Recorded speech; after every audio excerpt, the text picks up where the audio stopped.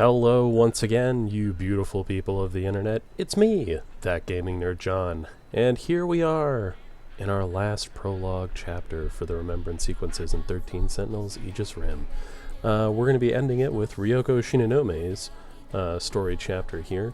Shinonome's interesting. I won't lie, when I first played through the game, I didn't really like her character. It took my second playthrough of the game to really start to appreciate what her character brings and a lot of what she represents. To me, personally, I see a lot of the character of Rei Ayanami from Neon Genesis Evangelion, which probably dates me a little there, but hey, that's okay. I mean, there's definitely a lot of parallels there, like her relationship with Ito-kun mirrors Gendo Ikari just so one-to-one. The level of parody with that is just too much.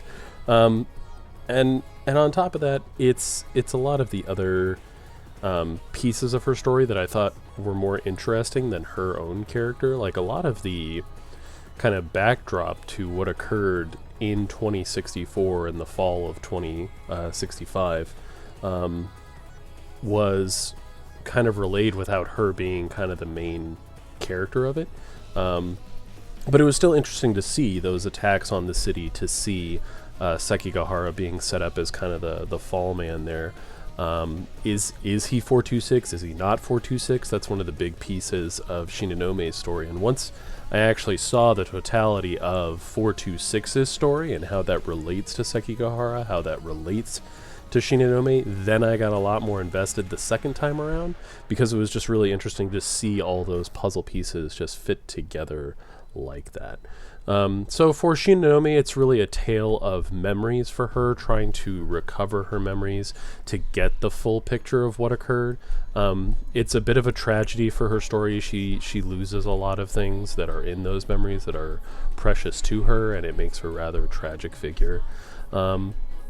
But even with that said, I hope you all enjoy this sad tale as we progress through it. And of course, we'll have a discussion at the end of it. I'll see you there.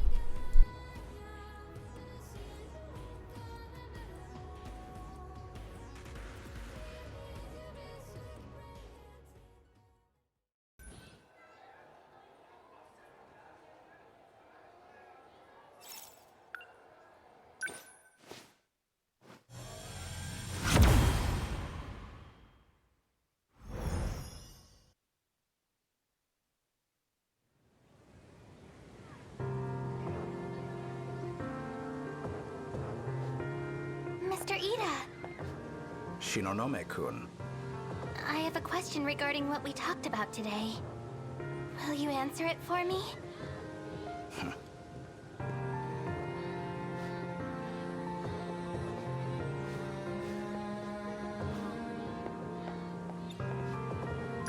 Mr. Ida? I thought I had made myself clear. You are to avoid contact with me while at school. I will make an exception this once. What is your question? It's about your feelings, Mr. Ida. You said I was special. You are special. The thing is, I felt it too. The moment you arrived, I knew you'd be special. That something might happen between us. Mr. Ida, the substitute teacher. He's here to fill in while our teacher is on maternity leave. I've come to find he's quite mysterious, and comes with his own set of secrets. Mr. Ida, I want... The investigation unit is watching us. As it stands, we are already an unofficial organization. It is not wise for us to stand out any more than we already do. I have told you this before. I will contact you with further instructions. Is that clear? Wait, Mr. Ida. Well, I just... Mr. Ida, I've never felt this way before. Just thinking about you makes me... I have already explained to you what my position is. While you are important to me, to all of us, you and the rest of those chosen as pilots, your well-being is of the utmost importance to the mission. You do understand what I'm saying, don't you? Please don't cause any trouble for me, Shinonome-kun. It is true you are quite exceptional, Shinonome-kun. Your intelligence and adaptability are above average, and your piloting technique is more than sufficient. With you on our side, we stand a real chance. But you must be fully committed to the cause. To achieve victory, one must prepare with a full heart and great tenacity.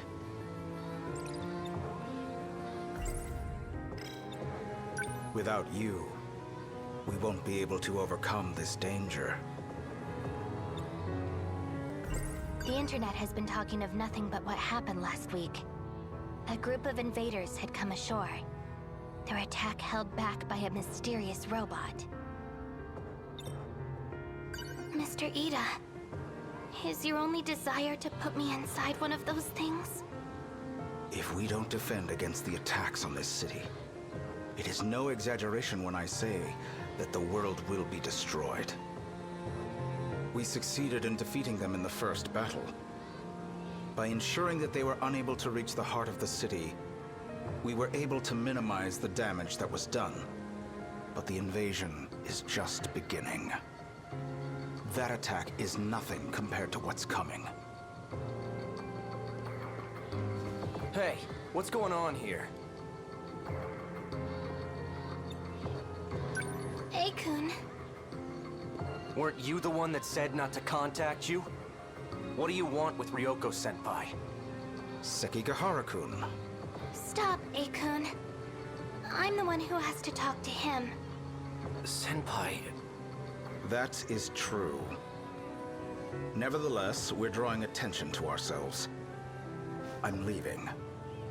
Wait! I'll do it. If it's what you want, then I'll fight. Are you certain? Yes, I've made up my mind. Then we will meet after school. I'll give you more details then. Wait. I'm in too. You will fight as well? Yeah. I'll do it. I'll go with Ryoko-senpai. That is excellent news. Then I will see you after school as well. Are you sure about this? I am. Ryoko...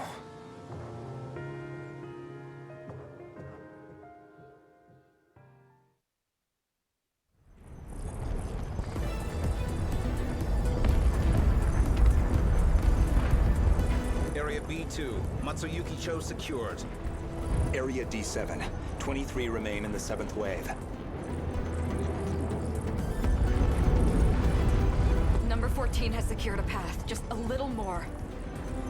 Don't stop. You're almost there. Number 14 has taken damage.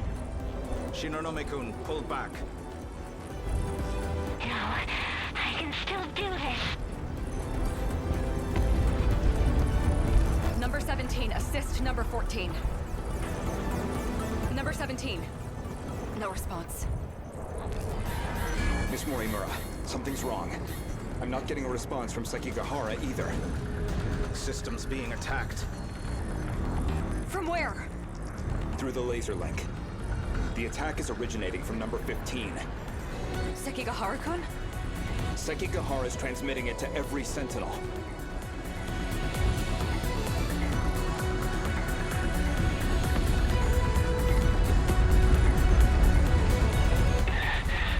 What's happening?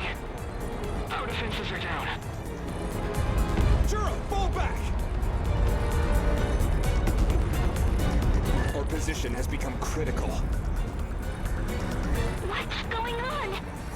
My head... it's throbbing. Both Sentinels are showing abnormalities in their system. I can't move.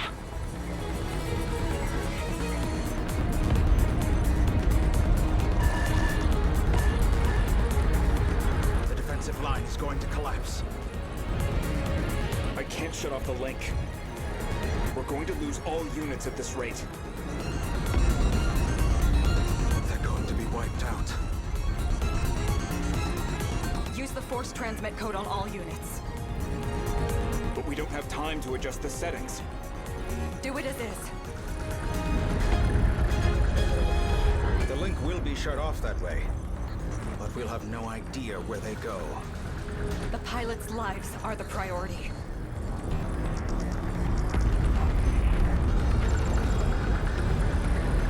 Number 16 and 13 have begun transmitting. Number 12 and 19 transmitted. Number 14 has completed transmission.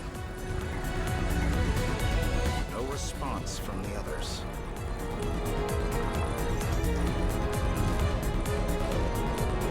How did this happen? The kaiju are almost here. We need to go. We can figure out the reason afterward. I was able to access the autonomous type number 8. We can buy time with that. You two, head for the gate. Ida-kun. Please hurry. I'd rather not die a meaningless death. Miss Morimura, we need to go.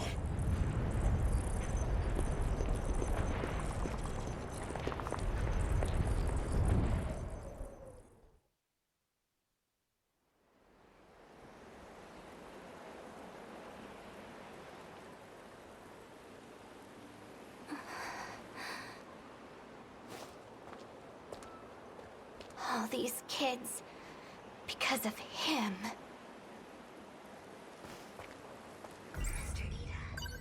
Mr. Ida. He stayed on the battlefield to the very end, all so we could escape.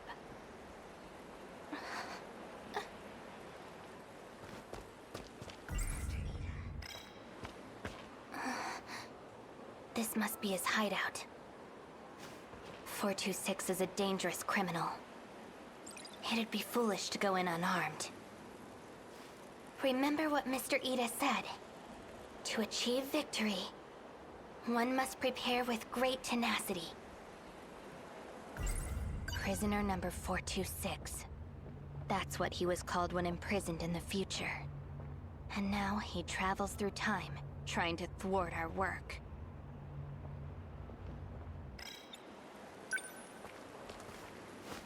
A gun made in the 2100s. If it comes down to it, I'll use this on him. There's still some ammo left.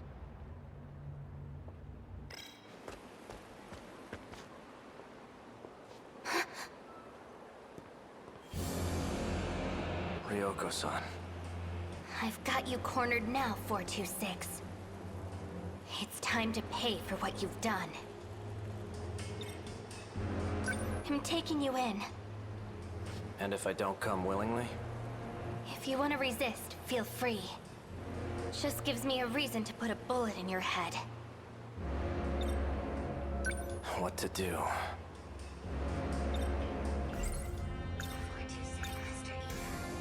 Whatever it is you're trying to do now, I don't care. But I can't forgive you for what you did to Mr. Ida. Because of you, he's... You're still going on about Ida? There's nowhere left to run, 426. Who told you I was 426? I saw the access logs.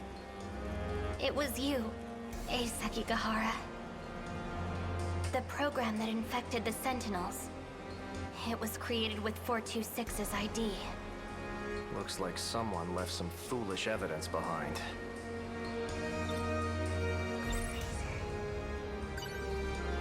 We're done talking. I should kill you right here. Then do it. Shoot me.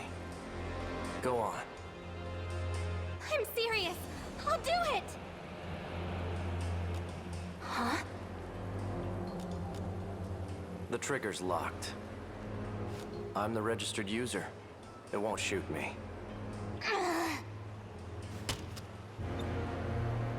I'll take you on myself. Really? With those injuries? Besides, What are you doing? empty. Like I thought. They'll wear off soon.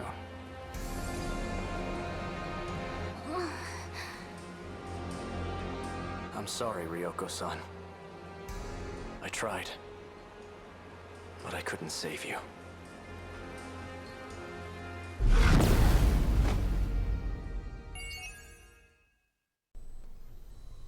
So yeah, there we have it. The last of the prologue chapters. Ryoko Shinonome's tale begins here, if you will. A lot of interesting things to kind of mull over there. Like I said, the details of how the fall of 2065 occurred. Keep a lot of those character moments in mind, the interactions there. It kind of plays into some of the other prologue chapters that we've seen from these time-traveling individuals, how they got to where they got, kind of the hierarchy of their interactions with one another. This really helped to set that up, which I thought was pretty important point to keep in mind there. That said, next up, we are going to be getting back to the destruction sequences. Getting through the story chunks that are interspersed there, going through kind of that post-tutorial first area combat sequences. I'm really looking forward to that because finally the training wheels will finally be taken off and we'll have full customization of our Sentinels and the pilots and upgrading them and being able to just wreak absolute havoc as we continue to play through the destruction sequences. I look forward to that and having my commentary throughout there as well, and try to point out kind of some of the more plot-related dialogue that may show up within those various missions so that it's a bit more easy to notice. I might not have pointed that out so well in the tutorial video that kicked this whole series off, so I'll try to get a little bit better at that for all of you folks trying to keep tabs on all the various pieces of the story. It can be a challenge, I understand. However, I do want to thank you for watching this video, and if you've watched all the previous portions of here, kudos to you. It's been a marathon. So until we pick up the tale beginning with the next chapter of the destruction segment, I wanted to thank you one last time, and as always, take it easy.